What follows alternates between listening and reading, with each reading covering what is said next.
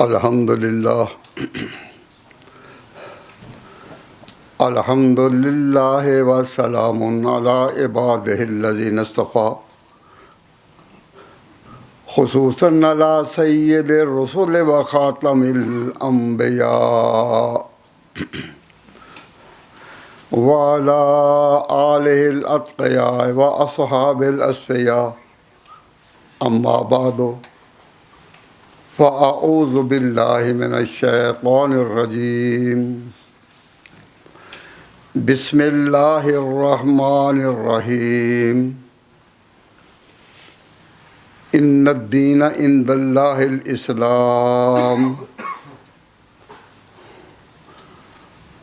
صدق رسول اللہ صلی اللہ علیہ وسلم اذ قال العلماء ورثۃ الانبیاء او کما قال النبی صلی اللہ علیہ وسلم۔ حضرات،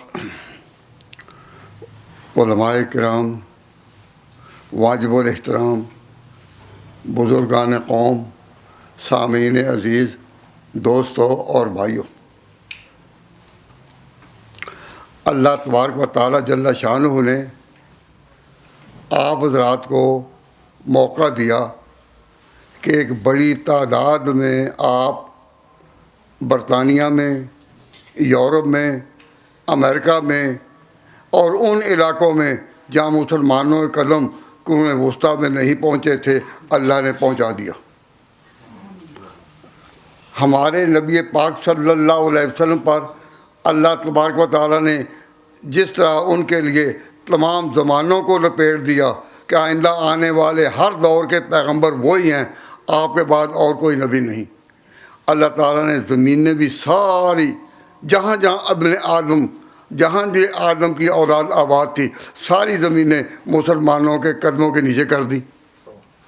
آپ جہاں بیٹھے ہیں، کبھی توقع بھی تھی کہ اس بڑی تعداد میں مسلمان ان ملکوں میں آ جائیں گے؟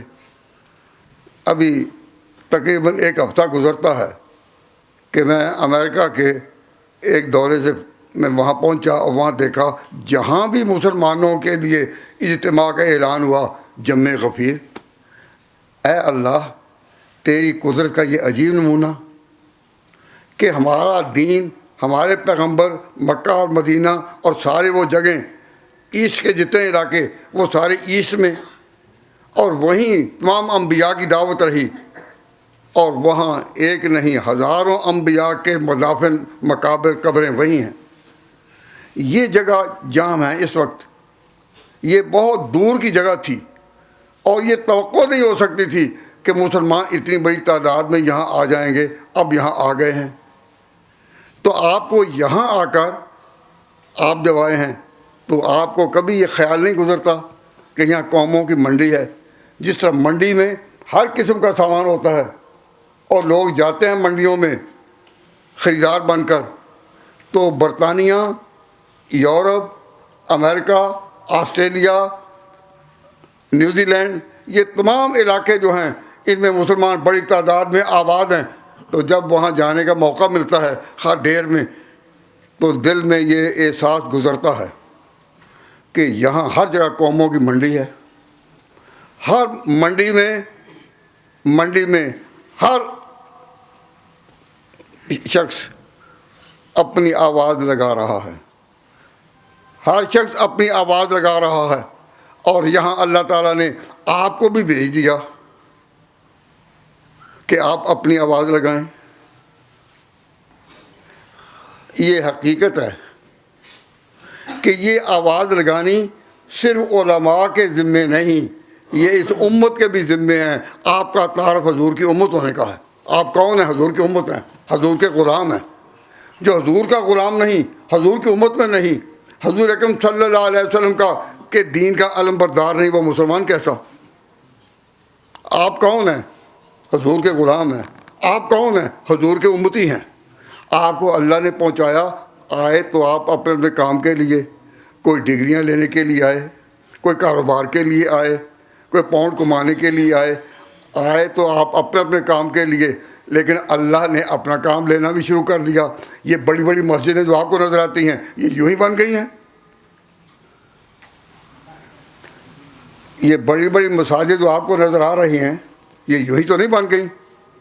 آپ ان کے بنانے کے لیے کون سے ساتھی تھے جو بنانے کے لیے آئے تھے؟ نہیں، آئے اپنے اپنے کاموں کے لیے. اللہ نے اپنے نبی کی امتوں نے کام لینا شروع کر دیا ہے. آپ یہاں جو بیٹھے ہیں کیا آپ حضور کی امت کے نمائندے نہیں؟ کیا آپ کا یہ تعارف یہ نہیں؟ یہ کون جا رہے ہیں؟ مسلمان جا رہے ہیں. یہ دکانیں کن کی؟ یہ مسلمانوں کی ہیں. یہ کون لوگ ہیں؟ یہ مسلمان ہیں. یہ عبادت کا کن کی ہے؟ یہ مسلمانوں کی ہے. یہ مدرسہ یہ مسلمانوں کا ہے. آپ کا نام اسی طرح چلتا ہے کہ آپ مسلمان ہیں.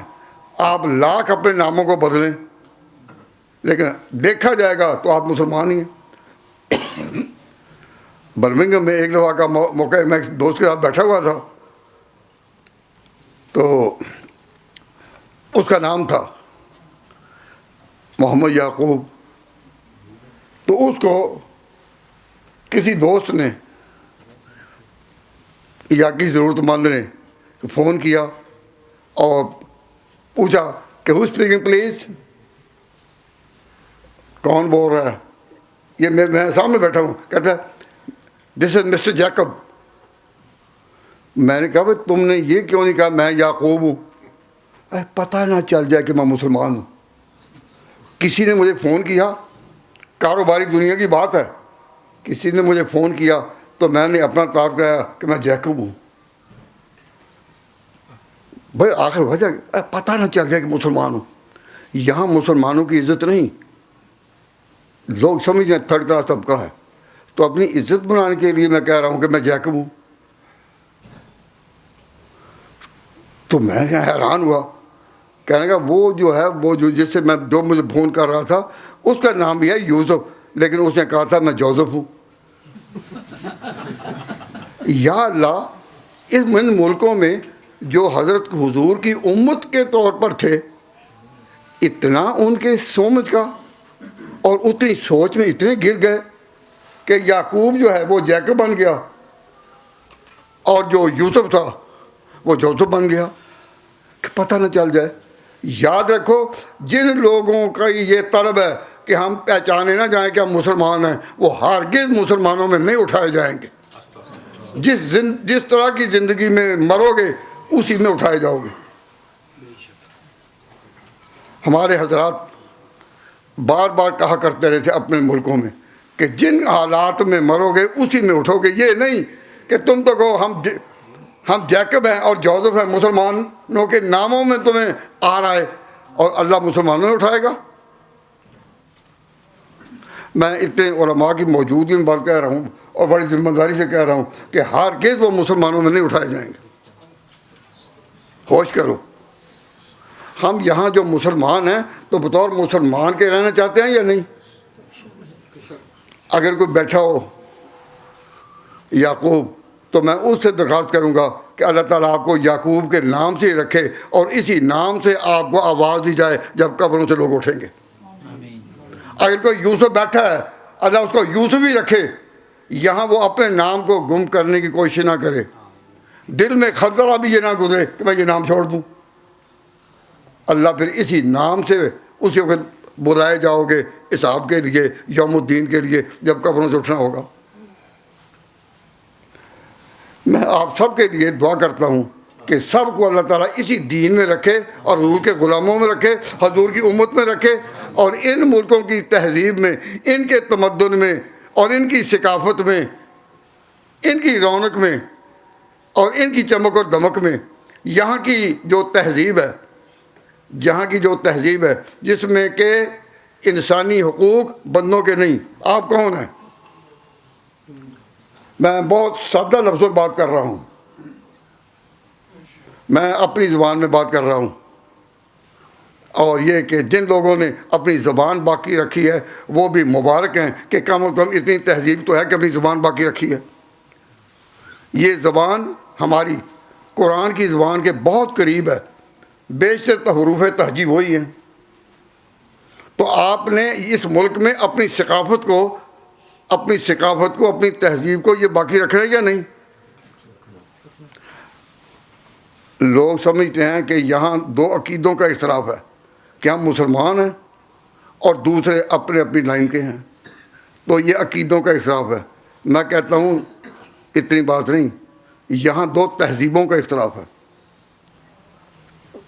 دو تہذیبوں کا. Two civilisation contradictory to each other. مسلمانوں کا اپنا عقیدہ وہ تو ہے اپنی جگہ، اللہ سلامت رکھے، لیکن یہاں جو چیز ہمیں اسلام سے ایمان سے دور کرے وہ اپنی تہذیب سے دور ہونا ہے. اتنا بھی اگر یہ ہو کہ یعقوب جو ہے وہ جیکب بننے پر مجبور ہے، تو اللہ تعالیٰ تو اس کو جیکب میں رکھنے میں وہ تو مجبور نہیں، وہ تو سزا دے گا. اس وقت جب آواز دی جائے گی کہ جیکب آ جائے وہ پہچانے گا بھی نہیں. تو میں آپ حضرات سے یہ گزارش کر رہا ہوں کہ اللہ کے گھر میں یہ فیصلہ کرو، سوچو کہ ہم نے مسلمانوں کے طور پر مرنا ہے یا نہیں. اگر مسلمانوں کے طور پر مرو گے تو مسلمان ہی اٹھائے جاؤ گے، اور اگر اس تہذیب میں اتنا ڈوب گئے کہ اپنے آپ کو بھول گئے. یہاں ایک چھوٹی سی بات میں عرض کرتا ہوں کہ دو قوموں میں فاصلہ ہوتا ہے کہ نہیں؟ دو قوموں میں فاصلہ ہوتا ہے، ان کے اطوار اور ان کے مینرز اور ان کے مینرز اور ان کی تھنکنگ اور ان کی تھنکنگ اور ان کا کلچر اور ان کا کلچر. انسانوں میں یہ فاصلے ہوتے ہیں یا نہیں؟ ہوتے ہیں. تو ہم جو حضور کے غلام ہیں، حضور کی امت کے ہیں، ہم یہاں آ کر اپنے فاصلوں کو گم کر دیں، ختم کر دیں.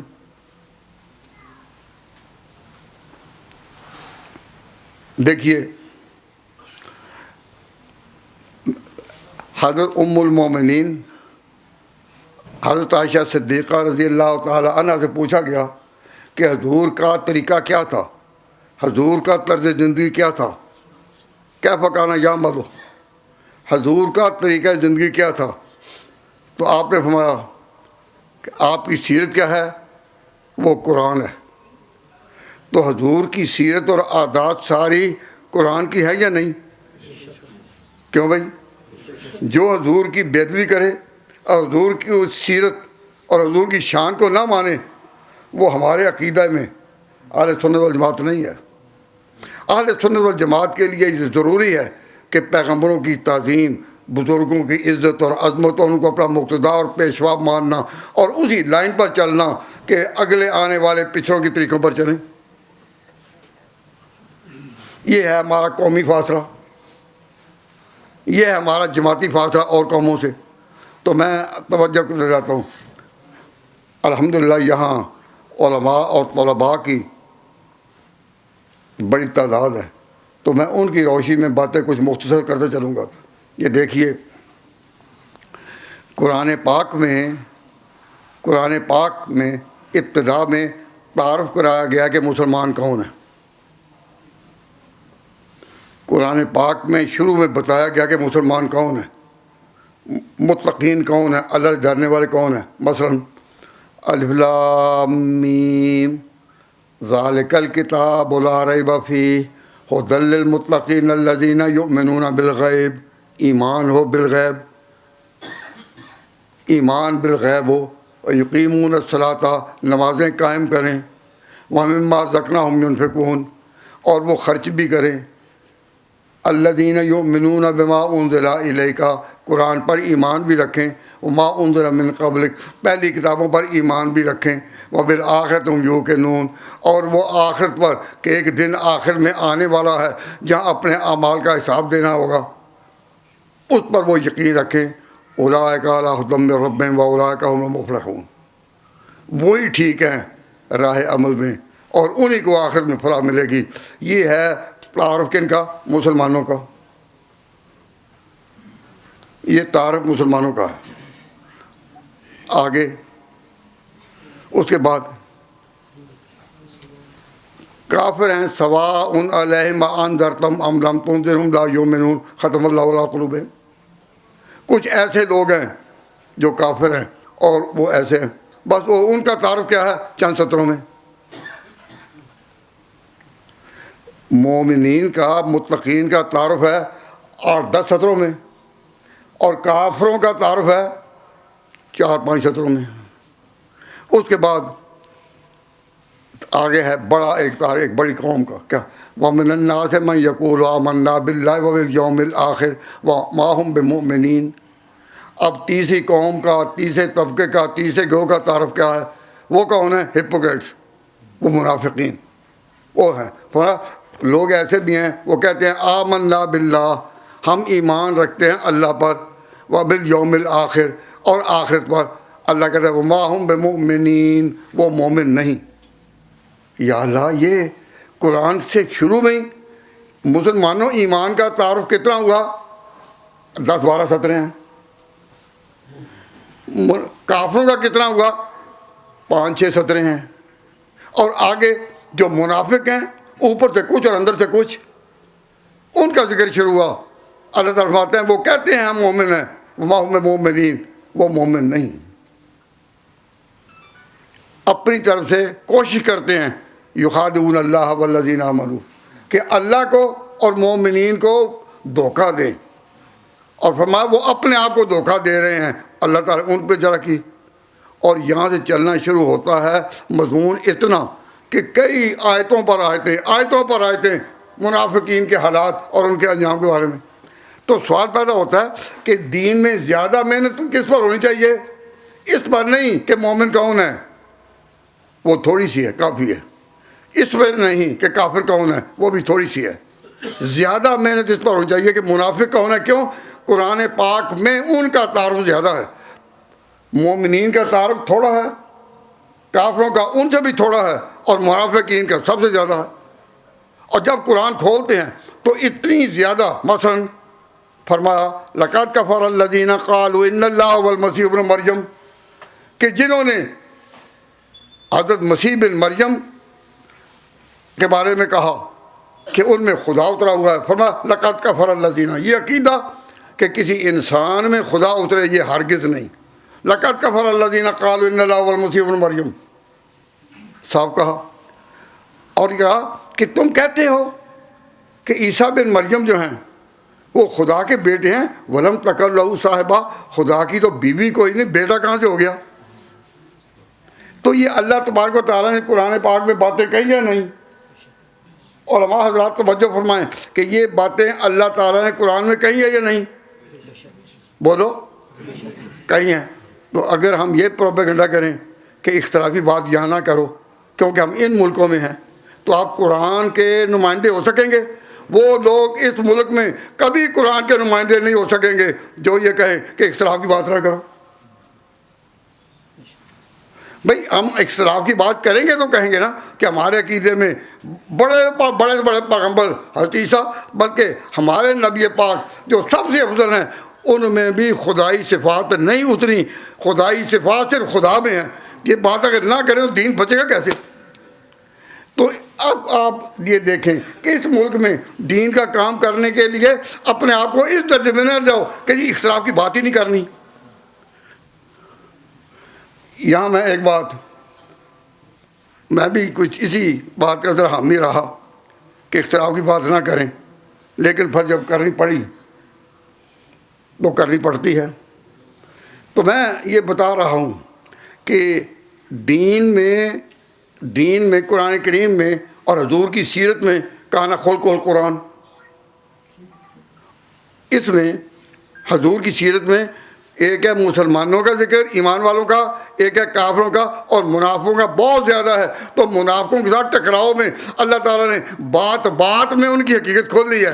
اور جو لوگ کہیں کہ جی اختلاف کی بات نہ کرو، وہ اس ملک میں ہمارے دین کے سب سے بڑے دشمن ہیں. یاد رکھو، جو اس طرح اپنے عقیدے کو، بنیادوں کو اہمیت نہیں دیں گے. میں آپ سے یہ بات کر رہا ہوں کہ میں جب اس ملک میں آیا تو ہمارے یونیورسٹیوں کے اسٹوڈنٹس، کالجوں کے اسٹوڈنٹس، وہ جب ہمارے حلقے میں آتے تھے تو وہ کیا کرتے تھے؟ کہتے جی دیکھیے، ہمیں یہاں سب سے زیادہ جو چیز تنگ کر رہی ہے وہ ہے مسلمانوں میں فرقہ بندی. مسلمانوں میں فرقہ بندی نہیں ہونی چاہیے. میں نے کہا بھائی میں آپ کے ساتھ ہوں، میں آپ کے ساتھ ہوں، لیکن بات مجھے بھی سمجھائیں کہ کیا نہیں ہونی چاہیے کہ مسلمانوں میں فرقہ بندی. وہ کہنے لگے کہ جی بعض لوگ یہاں بڑا ٹھوک بجا کر کہتے ہیں جی میں دیوبندی ہوں، بعض کہتے ہیں میں بریلوی ہوں. تو ہم جو اسٹوڈنٹس ہیں یونیورسٹیوں کے پڑھے لکھے، ہمیں بڑی آر آتی ہے اور شرم آتی ہے کہ ہم ان ناموں سے ہوں. میں نے کہا I am with you on this issue. میرا بھی یہی خیال ہے جو تم کہتے میں ٹھیک ہے. ہم ان باتوں میں اختلافات کو پھیلانے کے روادار نہیں. ان امور میں مسلمانوں کے اندر جو اختلافات ہیں، میں یہ نہیں کہہ رہا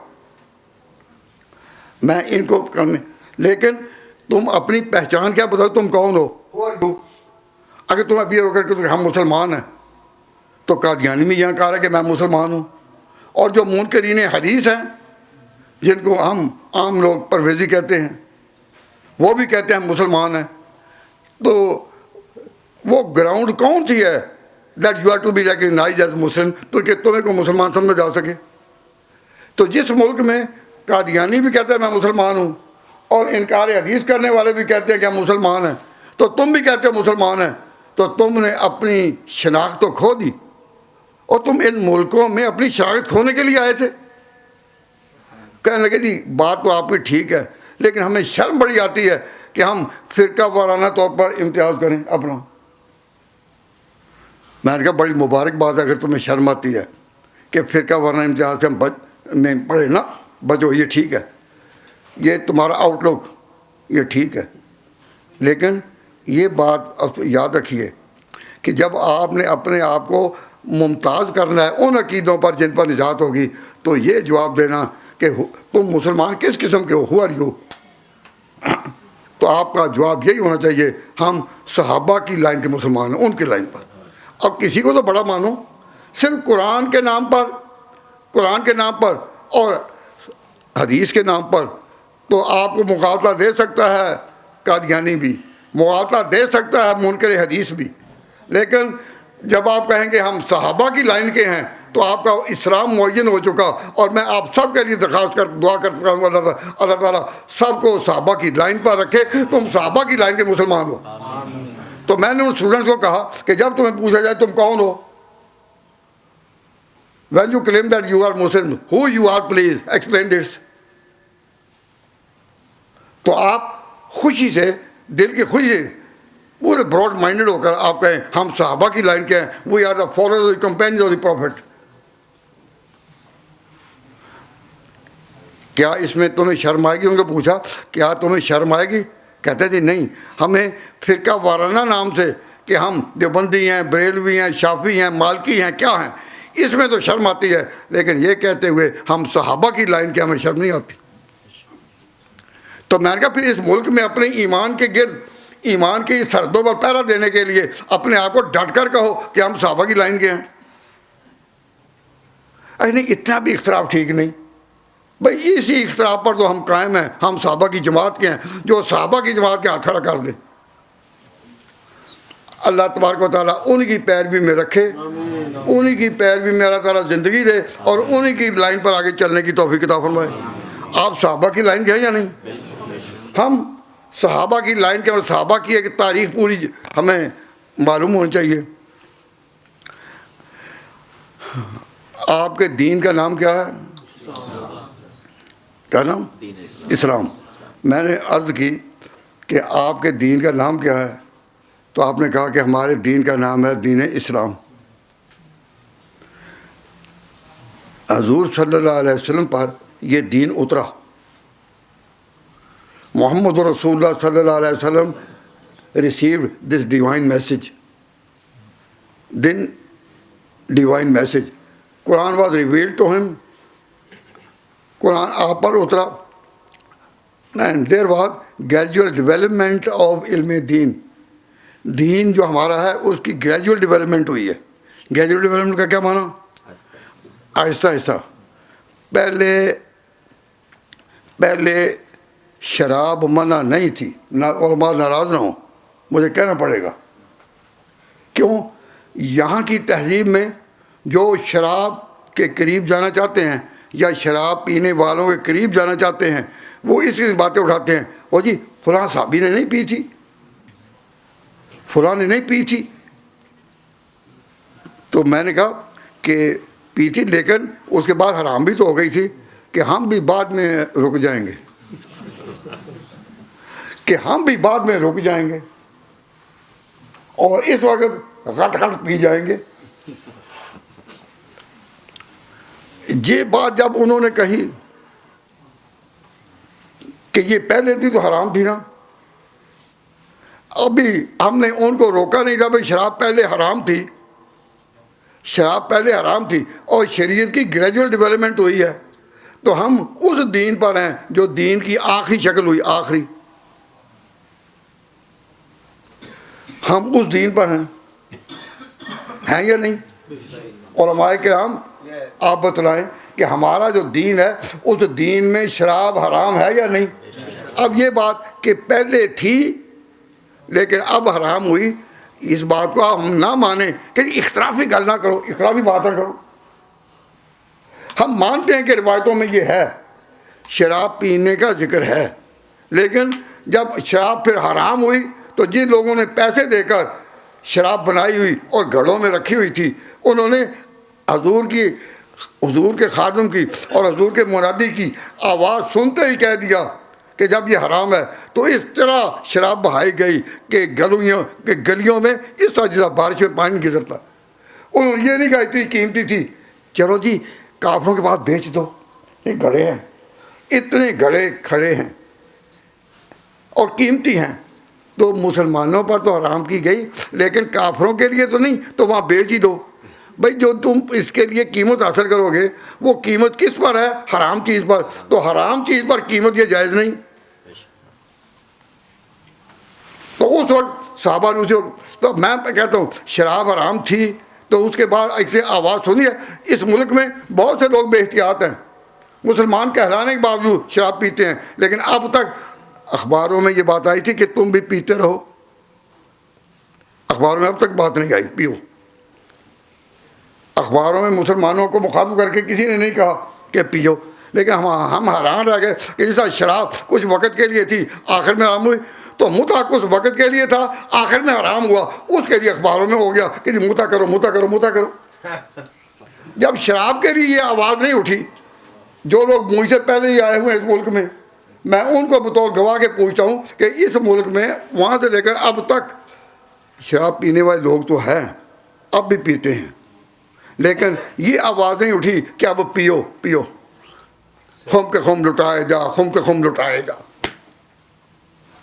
یہ آواز یہاں نہیں آئی.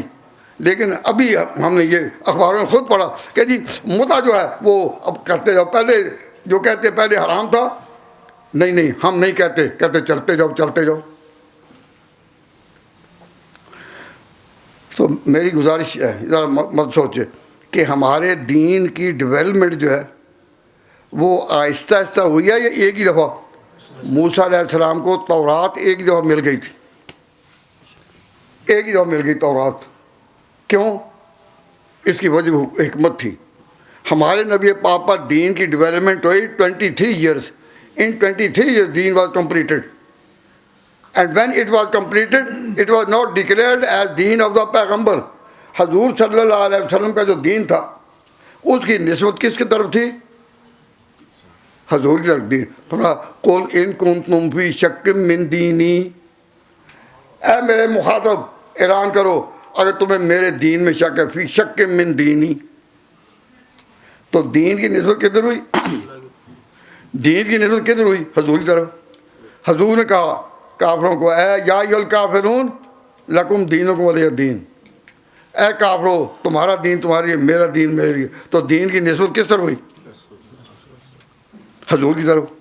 لیکن جب دین مکمل ہو گیا، 23 سال مکمل ہو گیا، شریعت مکمل ہو گئی، اللہ تعالیٰ نے اس کی نسبت جو ہے دین کی نبی کی طرف کرنے کے بجائے اب صحابہ کی طرف کر دی، جس سے پتہ چلا کہ اب اس دین کے محافظ اور امین صحابہ ہیں. جب دین مکمل ہوا تو کن کا مکمل ہوا؟ صحابہ کا. جب دین اترا تو حضور پر، آیتیں اتری حضور پر، قرآن اترا حضور پر، سنت پھیلی حضور سے. لیکن جب دین مکمل ہو گیا تو کہا الیوم اکملت لکم دینکم. تو لکم یہ جمع کا صیغہ ہے یا واحد کا؟ اللہ نے یہ نہیں کہا الیوم اکملت لک دینک، اے میرے محبوب میں نے تیرا دین مکمل کر دیا. جب دین مکمل ہوا تو اس کی نسبت کر دی گئی صحابہ کی طرف جن کے ہم پیرو ہیں. اور ہم اپنا تعارف کہتے ہیں صحابہ اکبر. کیوں؟ اس لیے کہ ان کو کہا گیا الیوم، آج اکملت لکم، میں نے تمہارے لیے. لکم کا مخاطب کون ہے؟ لکم کے مخاطب کون ہے؟ صحابہ کرام. الیوم اکملت لکم، دین تمہارا دین. اکملت لکم تمہارے لیے مکمل کیا. دینکم، پھر کم، کتنے کم ہو گئے؟ الیوم اکملت لکم دینکم واتممت علیکم نعمتی. کتنے ہوئے کم؟ ورضیت لکم الاسلام دینا.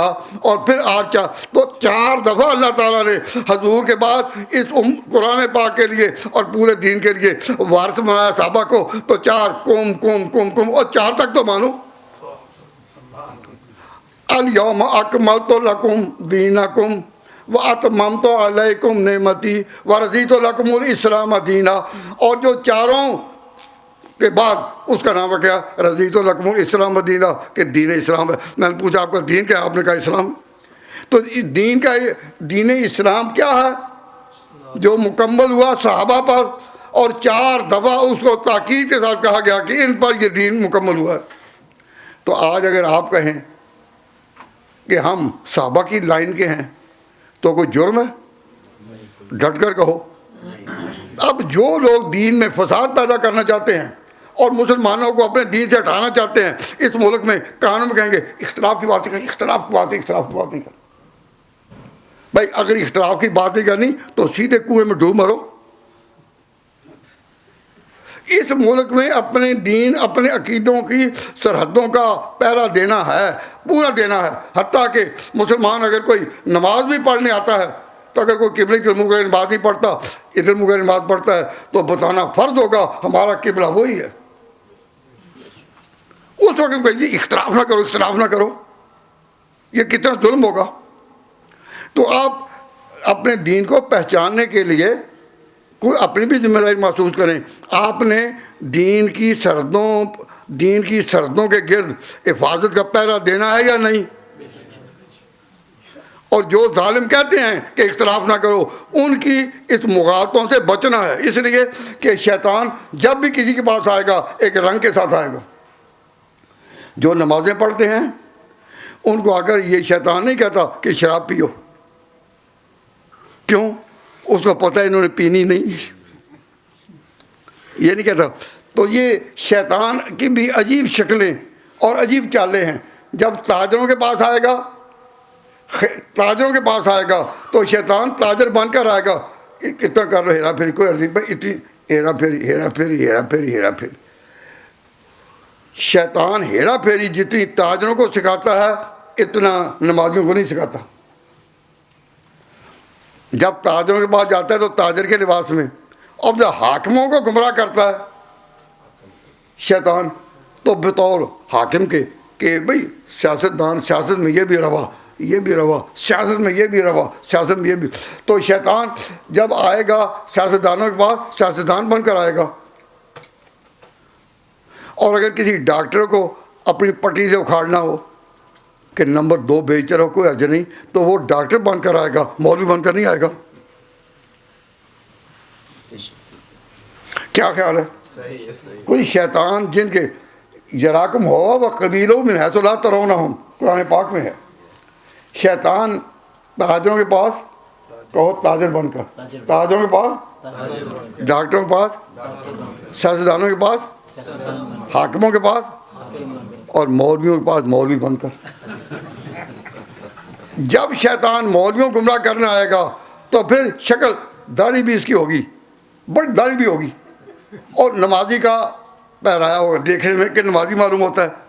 اور پھر اختلاف کی بات نہیں کرنی.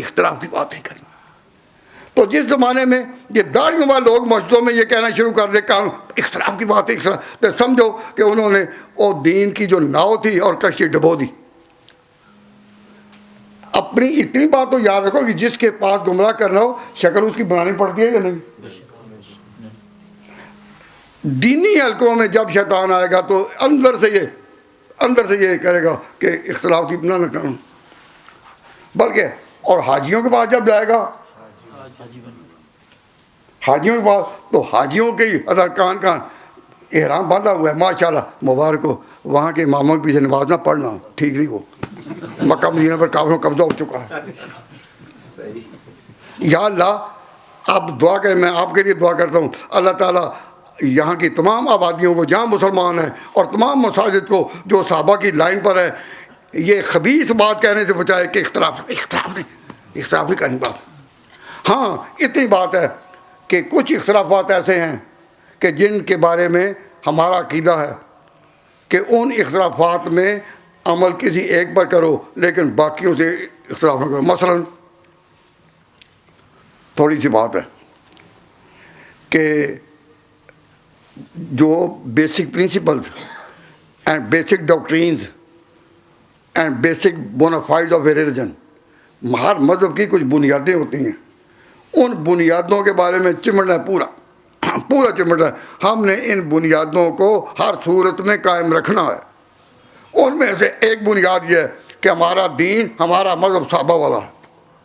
اس ملک میں کوئی آپ کو برا نہیں کہے گا اگر آپ ڈٹ کر کہیں کہ ہمارا صحابہ والا ہے۔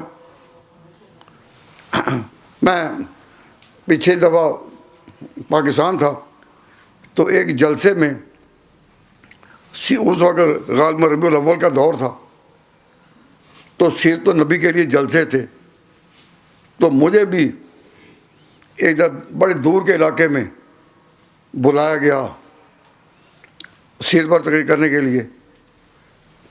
تو میں طبیعت ذرا سیٹ نہیں تھی تو میں نے کہا بھائی میں تقریر تو کر دوں گا سیرت پر لیکن صرف 5-7 منٹ اور نہیں۔ وہ کہنے سیرت کا مضمون تو بڑا لمبا چوڑا ہوتا ہے، تو میں نے کہا سیرت میں آج 5-6 منٹ لوں گا۔ تو انہوں نے خیر میری بات مان لی، کہتے نہیں کوئی تھوڑا سا، میں نے کہا چلو 1-2 منٹ اور ہو جائیں گے۔ تو میں نے کہا حضرات مجھے سیرت کا بیان کے لیے کہا گیا ہے، سیرت کہتے ہیں لائف آف دی پروفٹ، پیغمبر کی زندگی کیسے گزری۔ تو میں آپ سے پوچھتا ہوں کہ what are the main parts of life, زندگی کے کتنے حصے ہوتے ہیں؟ خود ہی جواب دیا two public life and private life. Public life and private life, کیا یہ زندگی کے 2 حصے ہیں یا نہیں؟ کیوں بھائی؟ پبلک لائف اور پرائیویٹ لائف۔ تو حضور کی بھی دونوں زندگیاں ہیں یا نہیں؟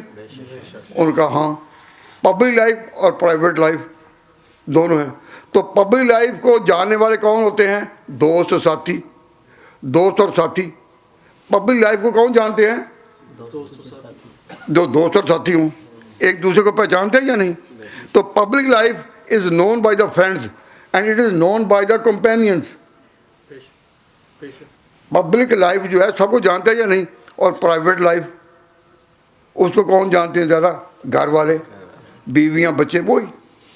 تو private life is known by the family of the prophet and public life is known by the companions of the prophet. تو آج مسلمانوں میں وہ کون لوگ ہیں جو کہتے ہیں ہم صحابہ اور اہل بیت دونوں کو مانتے ہیں؟ سب نے کہا وہ اہل سنت والجماعت ہیں۔ تو میں نے کہا وہی پیغمبر کی زندگی میری سیرت میں۔ میرے 5-6 منٹ لگ گئے اس پر۔ تو میں نے کہا حضور کی سیرت پر مختصر تقریر ہے تو اتنی ہی کہ زندگی کی لائف کے کتنے حصے ہیں بولو؟ Public life and private life. Public life is known by the companion and دوست friends and public life by the family. وہی مسلمان اہل سنت والجماعت، وہی ریسپیکٹ فار اہل بیت ایز ویل ایز صحابہ کرام۔ تو دونوں کو ماننے والا کون ہے؟ کہتے وہ تو صرف اہل سنت ہی ہیں، اور کوئی فرقہ نہیں جو کہے ہم دونوں کو مانتے ہیں سوائے اہل سنت کے۔ اگر کوئی کہے ہم اہل بیت کو مانیں، ہم کہیں گے ہم اہل بیت کو عقیدت کا سلام کرتے ہیں۔ لیکن صحابہ کو بھی ساتھ کیوں ہم دونوں کو مانتے ہیں؟ کیوں؟ لائف پبلک اور پرائیویٹ دونوں کی، حضور کی سیرت پبلک لائف اور پرائیویٹ لائف دونوں کی، دونوں کو مانتے ہیں ہم. اور کوئی مانتا ہو ہم کہیں گے سبحان اللہ تمہارے ہو، لیکن اگر کوئی کہہ جی مانتا ہی کوئی نہیں، ہم دنیا کے مشرق و مغرب میں پھیلے، شمال و جنوب میں پھیلے، کسی جگہ کوئی ایسا طبقہ نہیں ملا جو کہے ہم صحابہ اور اہل بیت دونوں کو مانتے ہیں سوائے اہل سنت والجماعت کے. تو اہل سنت والجماعت یہی ایک طریقہ ہے جو صحابہ کا تھا، یہی ایک طریقہ ہے جن کو کہا گیا کہ آج دین تم پر مکمل ہوا. تو میں نے سیرت پر جو تقریر کر دی 5 منٹ کی، آپ کو پسند آئی ہے کہ نہیں؟ اور بیان کرو تو اس کے لیے گھنٹے بھی کم ہیں. لیکن آئیڈیا مین یہ عقیدہ بتانے کے لیے کہ زندگی 2 حصوں کی ہے، پبلک لائف پرائیویٹ لائف. ان دونوں کے ساتھ اپنے آپ کو آپ نے وابستہ رکھنا ہے تو آپ صحیح لائن پر ہیں، صحابہ کی لائن پر ہیں. تو یہ سرحد ہم چھوڑ سکتے ہیں نہیں. تو اس میں اگر کوئی کہے تو کہیں گے یہ بنیاد ہے، بنیاد ہے. اور کچھ مسئلے مثلا حضور اکرم صلی اللہ علیہ وسلم نے، حضور اکرم صلی اللہ علیہ وسلم نے نماز پڑھتے ہوئے بعض چیزوں میں خود رعایت رکھی. تو محدثین لکھتے ہیں حدیث کتابوں میں کہ نماز میں ہاتھ باندھنے میں وسعت ہے، یہاں ناف کے اوپر بھی باندھیں یا ناف کے نیچے بھی باندھیں. اس باتوں میں تو لکھتے ہیں ان میں صحتن، اس میں وسعت ہے. اب اس میں طریقے صحابہ کے مختلف ہیں، تو ہم کہتے ہیں کہ بھئی اس میں ہمارا طریقہ جو ہے مختار پریفرڈ، جس کو ہم نے ترجیح دی وہ ہے ناف کے نیچے، کیونکہ حضرت علی مرتضیٰ نے اعلان کیا کہ یہ سنت ہے کیا کہ ہاتھ پر ہاتھ ہو تحت سرہ ناف کے نیچے. لیکن ہم عمل تو اس پر کرتے ہیں، لیکن ہم یہاں کرنے والوں کو برا نہیں کہتے، جو ناف کے اوپر باندھتے ہیں ان کو برا نہیں کہتے. کیوں؟ اس لیے کہ بعض صحابہ نے بھی ایسا کیا. تو ہمیں تعلیم دی گئی کہ صحابہ کا آپس میں جب اختلاف ہو تو عمل ایک پر کرو لیکن دوسروں کو برا نہ کہو. تو یہاں تک تو ٹھیک ہے، اختلافات سے بچو. اس بات پر ہم لڑائی نہیں کرتے، جھگڑا نہیں کرتے. رکوع کے وقت رکوع کو جاتے ہوئے رفع یدین کرنا ہے یا نہیں، تو دونوں صحابہ کچھ کرتے تھے کچھ نہیں بھی کرتے تھے. جو نہیں کرتے تھے پابندی سے نہیں کرتے رہے، جو کرتے ہیں وہ کرتے رہے. لیکن اس میں ہمیں حکم دیا گیا کہ تم اس میں تحقیق کے طور پر جو ایک بات پہ طے ہو عمل تو اس پر کرو لیکن دوسروں کو برا نہ کہو. تو ہم جب کہتے ہیں کہ اختلافات میں نہ پڑھو تو اس سے مراد ہے کہ جن میں صحابہ کا اختلاف ہو اس میں اختلاف نہ پڑھو. کیوں؟ اس لیے کہ جب تم کسی کو بھی برا کہو گے تو ذات صحابہ پر آئے گی، اور اہل سنت والجماعت صحابہ پر کسی جرح کو قبول نہیں کرتے. اہل سنت والجماعت صحابہ پر کسی صحابی پر جرح کو قبول نہیں کرتے. اس لیے ہمیں دیوبند کے اساتذہ نے یہ بتایا کہ تمہارا طریقہ یہ ہونا چاہیے عمل تو کسی ایک پر کرو پر دوسرے کو برا نہ کہو. اس لیے ہمارے ہاں یہ کبھی نہیں کہا جائے گا کہ جو رفع یدین کرتے ہیں شافعی کے پیرو یا امام احمد بن حنبل کے پیرو وہ برے کبھی نہیں. تو ہاں جو رفع یدین کرتے ہیں وہ بھی اگر یہی پالیسی اختیار کریں کہ خود بے شک کریں، ہم کبھی ان کو برا نہیں کہیں گے، لیکن وہ نہ کرنے والوں کو برا نہ کہیں. کیوں؟ صحابہ بھی کئی نہیں کرتے تھے. حافظ ابن تیمیہ رحمہ اللہ لکھتے ہیں کہ صحابہ میں ایسے بھی تھے جو رفع یدین کرتے تھے اور ایسے بھی نہیں کرتے تھے. ایسے بھی تھے جو آمین آہستہ کہتے تھے، ایسے بھی تھے جو اونچا کہتے تھے. اس لیے عمل کسی ایک پر کرو پر دوسروں پر تنقید نہ کرو. اس لیے ہمارا طریقہ کہ ہم نے کبھی شافعیوں پر، مالکیوں پر، حنابلہ پر ان پر جرح نہیں کی. اپنی بات بتاتے ہیں، وجوہ ترجیح بھی بتاتے ہیں، لیکن کب؟ جب حدیث پڑھا رہے ہوں. لیکن واعظ میں، جلسہ عام میں ہم نے تفرقے کی بات کبھی نہیں کی. تو جب ہم کہتے ہیں اختلاف کی بات نہ کرو تو صرف انہی حد تک کہ جب اختلاف کی بات کرتے ہوئے کسی صحابی پر زد آتی ہو اس سے بچو. صحابہ وہ ہیں کہ جن کے خلاف مسلمان اہل سنت والجماعت کی زبان نہیں کھلنی چاہیے. اے شب کے پاس بانو اے آسماں کے تارو، اے شب کے آسمانوں اے آسماں کے تارو، تابندہ قوم ساری گردون نشیں تمہاری. سارے ستارے چمکتے ہیں. چھیڑو سروز ایسا جاگ اٹھے سونے والے, راہ برا کافروں کی تابع جبی تمہاری. صحابہ کرام تمہاری پیشانیاں چمکتی ہیں, کافروں کو راہیں ملتی ہیں. تو جب ہم کبھی صحابہ کی تعریف کرتے ہیں تو کوئی شیطان مولوی کی شکل میں آ کر کہتا ہے کہ جی صحابہ کی تعریف کرو پر حضرت عمر کی کرو, امیر معاویہ کی نہ کرو. ہمیں پتہ چل جاتا ہے کہ یہ مولوی نہیں ہے, بے اندر سے وہ ہے. کوئی پوچھے جی کیا, ایک شخص نے پوچھا کہ کیا حضرت عمر کا اور امیر معاویہ کا درجہ ایک تھا؟ میں نے کہا میں اس کا جواب تب دوں گا, تم پہلے ایک بات کا جواب دو. وہ کیا کہ سارے ستارے ایک جیسا چمکتے ہیں؟ سارے ستارے ایک ہی جیسا چمکتے ہیں؟ کہتے ہیں نہیں. تو میں نے کہا میرا جواب بھی یہ ہے نہیں, لیکن ملے گی چمک کی ستاروں سے اندھیرا کہیں نہیں ملے گا. ملے گی چمک کی ستاروں سے, وَبِ النَّجْمِ هُمْ يَهْتَدُونَ, وَبِ النَّجْمِ هُمْ يَهْتَدُونَ. تو بات اصل میں یہ ہے کہ کوئی بھی پوچھے, اب یہ جب ہم کہتے ہیں صحابہ کی, تو یہ حضرت عمر کا معاویہ کا تفرقہ ڈالنا اور یہ سوال کرنا کن کا کام ہے؟ کہ جو ظاہر میں ہو مولوی, پیچھے سے میں نام نہیں اب لیتا.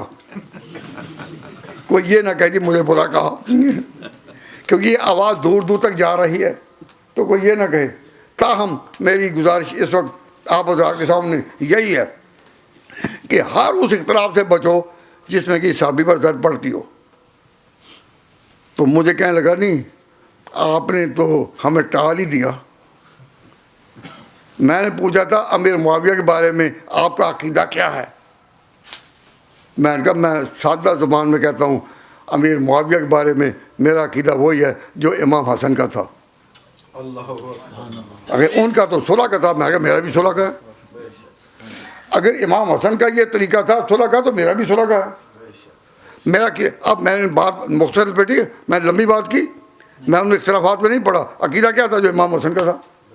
تو یاد رکھو کہ مسلمانوں میں یہ جو لوگ ہیں جو صحابہ کے بارے میں یہ انداز اختیار کرتے ہیں, ان کے منتوں کے خلاف اپنے عقیدوں کی سرحدوں کا پہرا دینا آپ کا کام ہے یا نہیں؟ اور ان کو ہے کہ ابو بکر عمر کی عزتوں کا مسئلہ ہے آپ بولو, اور کہ اختلاف میں نہیں پڑھنا, اختلاف میں نہیں پڑھنا. تو یہ زبان جو ہے بالکل کہ اختلاف میں نہیں پڑھنا. صحابہ کے بارے میں اختلاف ہو, ہم ان کی حقانیت کے قائل ہیں. مجھے آپ میں سے بوڑھے آپ مجھے بہت چند نظر آتے ہیں جو ایشیا میں, پاکستان, انڈیا میں, بنگلہ دیش میں اور پاکستان میں پرانی مسجد تھیں, ان میں اب تک بھی لکھا ہوا مسجدوں کے اوپر ہوگا چراغ و مسجد و محراب و ممبر ابو بکر و عمر عثمان و حیدر. مسجدوں پر لکھا ہوا دیکھا آپ نے یا نہیں؟ جو حضرات نے دیکھا ہے وہ ذرا ہاتھ کر کر گواہی دے دیں. میں اللہ گھر میں گواہی دے رہا ہوں باوضو ممبر پر کہ کئی مسجدوں پر ہم نے یہ لکھا دیکھا. اس وقت پہچان ہے کی یہی تھی کہ مسجد وہی ہے جو چاروں کے نام سے گونجے, اکملت لکم دینکم واتممت علیکم ورضیت لکم.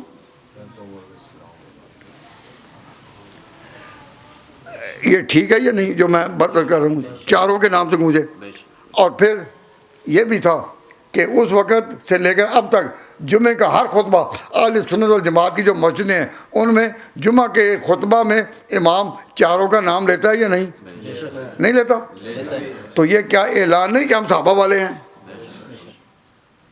ہم صحابہ والے ہیں, یہ اعلان ہے. اس مسجد میں جمعہ خطبہ کون پڑھتے ہیں؟ آپ نام لیتے ہیں یا نہیں لیتے؟ سچ کہہ رہے ہیں. کوئی بات میں کہیں گے جی یہ اوپر اوپر سے کہا ہے. ہم نے کہا ہمارے ہاں سے اوپر اوپر کہنے والا نہیں, اوپر اوپر سے کہنا تقیہ ہے اور ہمارے ہاں تقیہ نہیں ہے. میں آپ حضرات سے یہ کہہ رہا ہوں دوستو کہ ہم ان اختلافات سے تو بچتے ہیں جس میں کسی صحابی پر زد آئے. ہم کہتے ہیں سارے ٹھیک ہیں, سب ستارے ہیں بس. اور وہ اختلافات جو بنیادی ہیں ان کے بغیر ہم چل نہیں سکتے. تو اس ملک میں جو بھی محنت اس پر ہو کہ جی اختلافی بات نہ کرو، یہ سمجھو کہ شکلیں مسلمانوں جیسی ہوں گی، بلکہ بعض کی مولویوں جیسی بھی ہوں گی، بلکہ بعض کے چہروں پر داڑھیاں بھی ہوں گی، لیکن جب وہ کہیں کہ یہ اختلافات بنیادی امور میں جو ہیں ان میں بھی ہم نہیں پڑھتے، تو سمجھو کہ اندر سے وہ بول رہا ہے جس کا میں نام نہیں لینا چاہتا۔ میں اتنی بات تھوڑی سی عرض کروں گا کہ آپ کے لیے میں نے اب دعا کرنی ہے۔ کتنا ٹائم ہے؟ تھوڑا نہیں، یہ میں اس وقت دعا میں یہی کہوں گا کہ اللہ تبارک و تعالیٰ جل شانہ آپ سب کو صحابہ کرام کے پیچھے چلنے کی توفیق عطا فرمائے۔ یہ ہے میری صدا کہ ان کے پیچھے چلنے کی توفیق عطا فرمائے۔ لیکن ایک بات یہ بھی کہ مغرب کی نماز میں 2-4 منٹ کا فاصلہ پڑ جائے تو وقت ٹھیک ہے کہ وہ بات پوری تو ہو جائے، مکمل ہو رہا ہے، کوئی حرج نہیں۔ تو میں توجہ اس طرف دلاؤں گا کہ صحابہ کرام رضوان اللہ علیہم اجمعین کے طریقے پر جب ہم چلنا مانگتے ہیں تو ایک بات اس ملک میں یاد رکھیں، میں نے اب تک جتنی باتیں کہی ہیں نا، اب تک جتنی باتیں کہی ہیں الحمدللہ وہ میں نے باتیں کہی ہیں سچی حقیقت۔ ایک بات مجھے کرنے کی ایسی اجازت دیں مولانا کہ ایک بات میں جاہلوں والی بھی کروں۔ پہلی باتیں میں نے جتنی کہی ہیں وہ میں نے حق سمجھ کر اور کتاب و سنت کی موافقت سمجھ کر کہی ہیں، تو اتنی باتیں اور مولوی غلط بھی کہتے ہیں، تو میں ایک بات غلط بھی کہتا ایک جگہ میں نے کہی تو میں نے اجازت مانگ کر کہی تاکہ مولوی آزاد مجھ پر فتنہ لگائیں۔ مولانا اسی ساؤتھ ہال میں مولانا عبد الرحمٰن طارق پوری کے وقت سے اب تک کتنے دفعہ مجھے تقریر کرنے کا موقع ملا، بہت دفعہ حق کی بات کہی، تو ایک تو جاہلوں والی بات کہنے کا موقع مجھے دینا، اگر ناگوار کو اسے معاف کر دینا کہ مسلمانوں، یہ عام مسلمان میرے سامنے کھڑے ہیں، مجھے پتہ ہے 99% they do not understand the language of the Quran because Quran is in Arabic، اور عربی 99% مسلمان عربی نہیں جانتے، کہ جانتے ہیں؟ میں دعوت کرتا ہوں 99 نہیں بلکہ 99.9 عربی نہیں جانتے۔ عام مجموع میں عربی جانتے ہیں؟ نہیں، اور حدیث کی ساری کتابیں عربی میں ہیں، تو وہ عام مسلمان حدیث کی کتابوں کو عربی میں اور ان کے اختلافات کو اور ان کے درجات کو سمجھ سکتے ہیں؟ بولیے بھائی آپ بتائیں۔ کہ پھر پوچھتا ہوں کہ قرآن عربی میں ہے اور عام لوگ عربی جو نہیں جانتے 99، اور جو حدیث بھی عربی میں ہے وہ بھی عربی نہیں جانتے اور حدیث وہ پڑھ بھی نہیں سکتے۔ ان مسلمانوں کا کہنا مسلمانوں قرآن اور حدیث کے پیچھے چلو، یہ علم کی رہنمائی ہے یا جہالت کی؟ بھائی جب مجھے پتہ ہے کہ یہ عربی نہیں جانتے اور قرآن کا ترجمہ نہیں جانتے اور حدیثیں نہیں پڑھ سکتے، تو ان کو مسلمانوں قرآن اور حدیث کے پیچھے چلو۔ اب ان مسلمانوں میں قرآن اور حدیث کی آواز لگانی جہالت ہے یا نہیں؟ عقیدہ ہمارا بھی ہے کہ قرآن اور حدیث ہی ہیڈ لائٹس آف اسلام، جس طرح کار کی ہیڈ لائٹس ہوتی ہیں دین اسلام کی ہیڈ لائٹس ہیں یہی قرآن اور حدیث۔ لیکن ان کو کہنا کہ قرآن حدیث پر چلو، ایمانداری سے بتاؤ اور اپنے دل تو پوچھو دل کی دھڑکنیں کیا کہتی ہیں، یہ بات ان کو بتانا یہ جہالت کے سوا کچھ ہے؟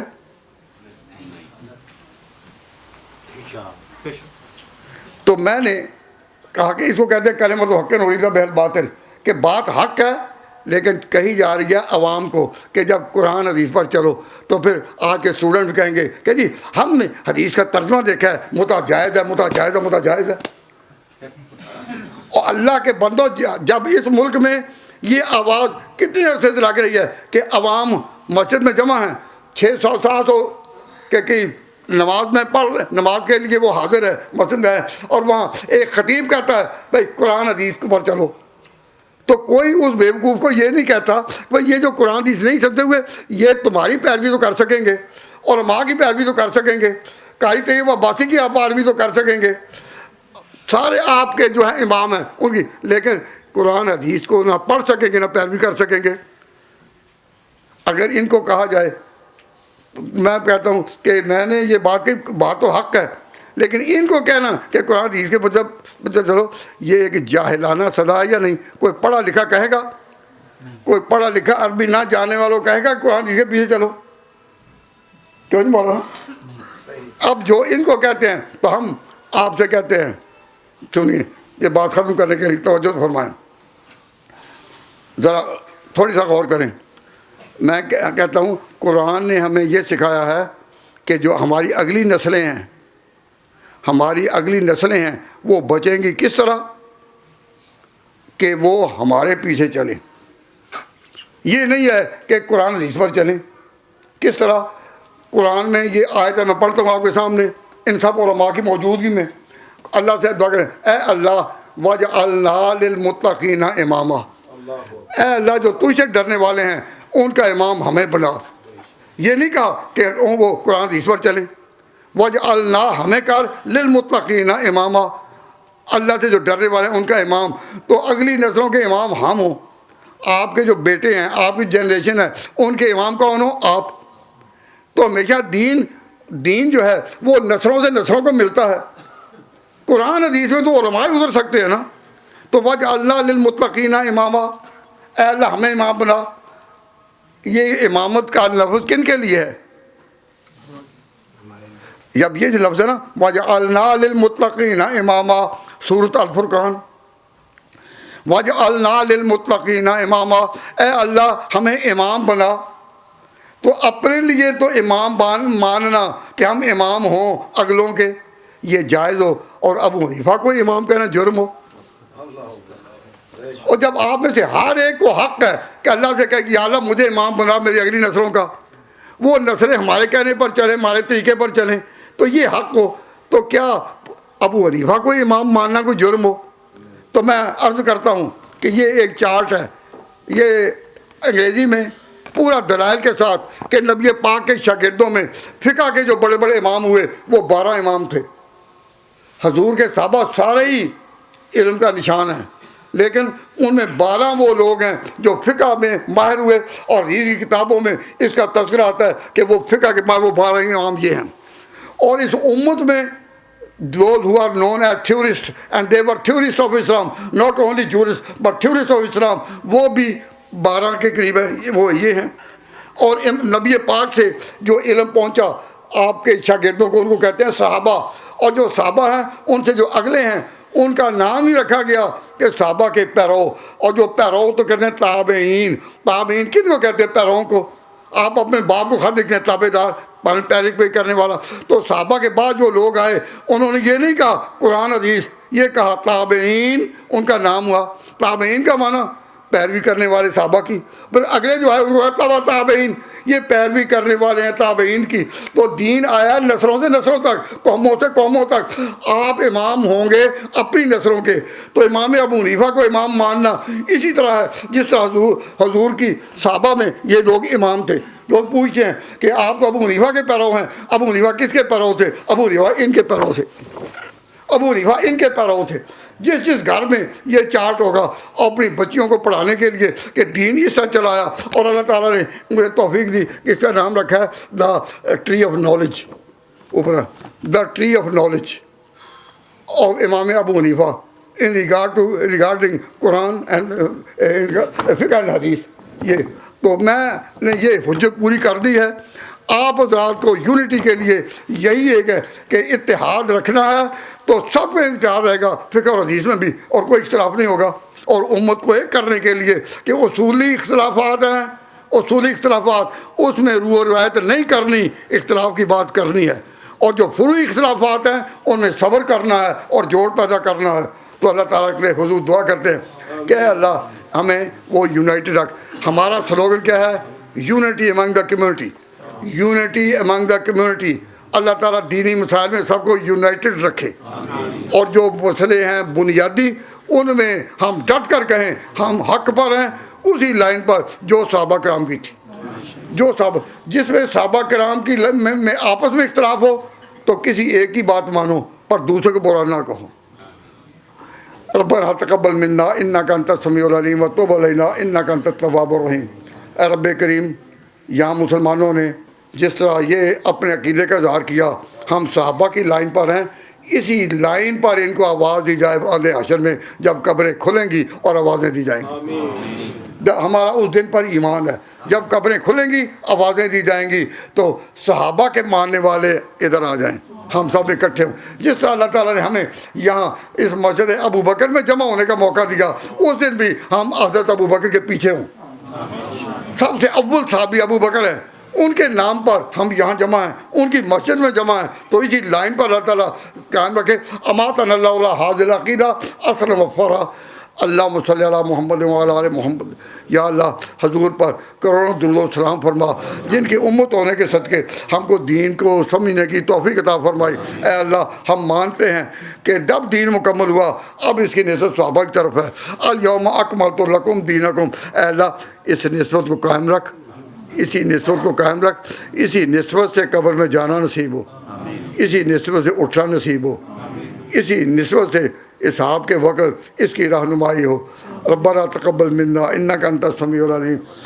اللہم اعنا علی ذکرک و شکرک و حسن عبادتک۔ اللہم حبب الینا الایمان وزینہ فی قلوبنا، زینہ فی قلوبنا وکرہ الینا الکفر والفسوق والعصیان واجعلنا من الراشدین، واجعلنا من الراشدین یا ارحم الراحمین۔ یا اللہ، جتنے ہاتھ تیرے حضور اٹھے ہوئے ہیں،